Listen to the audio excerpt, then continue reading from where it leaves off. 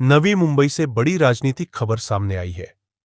नवी मुंबई महानगर पालिका को आज नया महापौर मिल गया है। भारतीय जनता पार्टी की सुषमा पाटिल को नवी मुंबई का नया महापौर चुना गया है, जबकि दशरथ भगत उप महापौर बने हैं।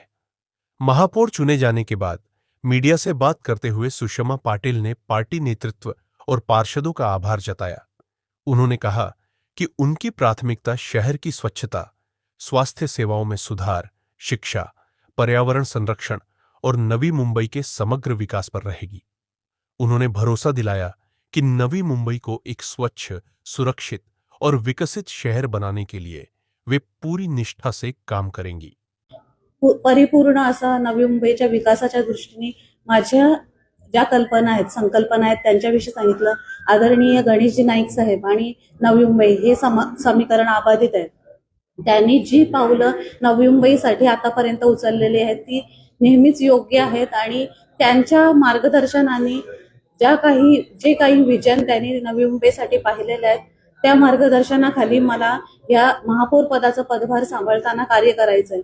मी एक सुशिक्षित एमकॉम शिकलेली महिला आहे। गृहिणी म्हणून, एक नगरसेविका म्हणून माझा प्रवास खूप सक्सेसफुल झालेला आहे आणि अशाच पद्धतीने मी आता सक्षम समजते की मी हा महापौर पदाचा पदभारही सांभाळू शकते। प्राथमिकता महिलांची सुरक्षितता, स्वच्छता, पाणी पुरवठा, आरोग्य सेवा, ज्येष्ठ नागरिकांसाठी सुविधा, अशा बऱ्याच प्राथमिक स्वरूपातल्या गोष्टी आहेत ज्या प्रामुख्याने परिपूर्ण करण्याचा माझा आणि समवेत उपमहापौर साहेबांचा नवी मुंबईसाठी ध्येय असणार आहे।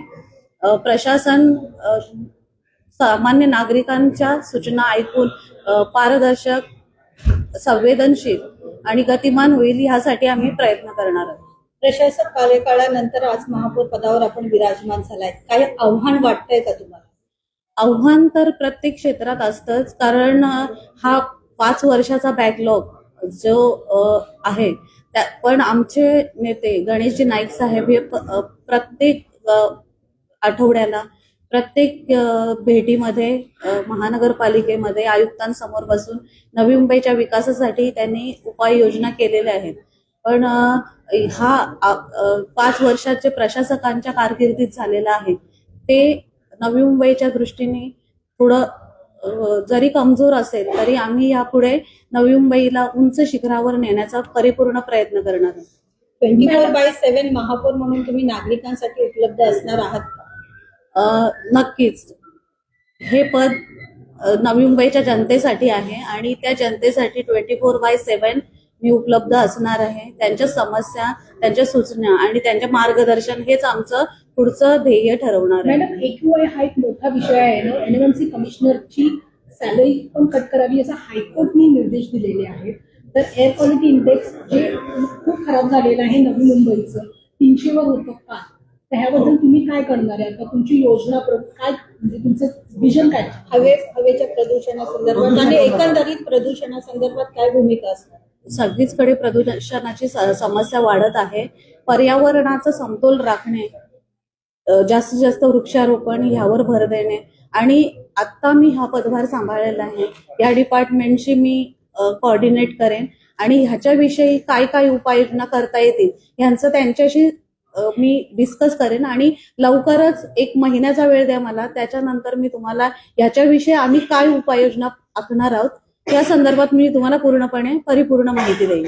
नवी शहराचा विकास करण्याचा तुम्ही जो विचार दाखवलाय, ध्यास घेतलेला आहे, हा विकास साधताना ज्या पक्षाच्या विरोधात तुम्ही महापालिके निवडणुका लढलेल्या आहेत त्या पक्षाच्या लोकप्रतिनिधींना किंवा तुमच्या विरोधकांना सोबत घेऊन तुम्ही काम करणार आहात का? त्यांना कशा पद्धतीने विश्वासात घेणार आहात? निवडणुकांचा काल संपलेला आहे। प्रत्येक प्रभागातून जनतेने प्रत्येक सदस्य निवडून दिलेले आहे। आता जे सदस्य सभागृहात आलेले आहेत ते जनतेचे सेवक आहेत आणि जनतेचे सेवक जेव्हा काम करणार आहेत, जर विकासाच्या दृष्टिकोनावर काम करायचं असेल तर नक्कीच सगळे एकत्र येऊनच काम करतील आणि नवी मुंबईचा विकास हा हमखास होणार आहे। वाढत्या एपिसोडमुळे नवी मुंबईची गर्दी अनंत अशी वाटते, अशी भीती नाही सर्वांनी करते। त्यांनी मुख्यमंत्र्यांकडे मागणी केली आहे की नवी मुंबईमध्ये जे वाढत्या इफेक्ट झालेला आहे तो कमी करण्यात यावा, आपली भूमिका काय असेल? ज्या पद्धतीने तुम्ही प्रश्न विचारला त्याच्यातच तुमचं उत्तर आहे की आदरणीय दादानी देवेंद्र फडणवीस साहेबांशी याविषयी बोलणं झालेलं आहे. त्यांचं अभ्यास माझ्यापेक्षा दृढ आहे आणि त्यांनी जर ह्याच्याविषयी ऑलरेडी पावलं उचललेली आहेत तर नक्कीच ते जनतेला त्याचं काहीतरी ठोस असं उत्तर मिळणार आहे. विरोधक देखील स्ट्रॉंग आहेत, त्यांना आपण नाकारलं नाही जाऊ शकत, तर त्यांना टॅकल करण्याची क्षमता तुमच्यात आहे का? विरोधक जेव्हा आपण नवी मुंबईच्या विकासासाठी बोलणार आहोत, प्रत्येक प्रभागातील कामांसाठी बोलणार आहोत, एखाद्या विरोधकाच्या प्रभागात काम होणार आहे तो तर मला विरोध करणार नाही. आणि जरी विरोध झाला तरीही मी इतकी सक्षम आहे की हे कार्य नक्कीच भार सांभाळू शकते. आदरणीय गणेशजी नाईक साहेबांनी नवी मुंबईला खूप मोठं व्हिजन दिलेलं आहे आणि त्या व्हिजनच्या अंडर राहून नवी मुंबईचा विकास हा एकमेव माझा व्हिजन असणार.